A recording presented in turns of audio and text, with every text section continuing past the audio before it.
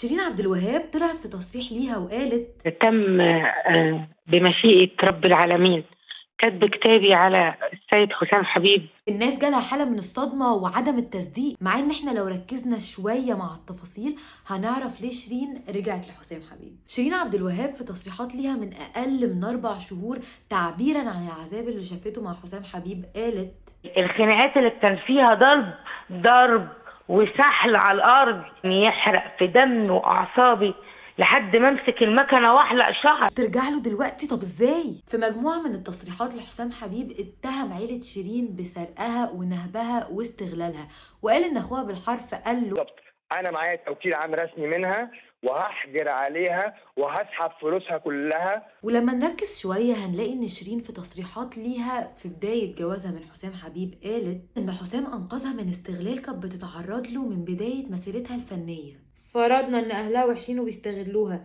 ليه ترجع لواحد شافت منه مختلف اشكال الاساءة؟ والاجابة هي ان الشخصية اللي تعرضت لاي من انواع الانتهاك والاساءة لفترات طويلة، خاصة لو في فترات النشأة زي الطفولة او المراهقة، فبتبقى معرضة انها تجذب نفس الطاقة، فتتعود الاذى وتتعود العلاقة السامة في حياتها. يعني انا لو كنت في علاقة سامة لفترة طويلة يبقى اتحكم عليا ان انا كل علاقاتي اللي جاية تبقى كده؟ لا طبعا، الموضوع بيبدأ وبيخلص عندك. اللي انت مريت بيه ما كانش سهل اكيد، بس انت بايدك تحط حد لكم الاذى اللي انت تعرضت له، وتواجه نفسك بحقيقة انك تستحق تبقى في علاقة بتضيف لك مش بتاخد منك، وتقرر ان اللي فات هيكون اخر عهد ليك مع الاذى وعدم التقدير والانتهاك، وانك مش هتعيش في مستنقع من العلاقات المؤذية. القرار قرارك.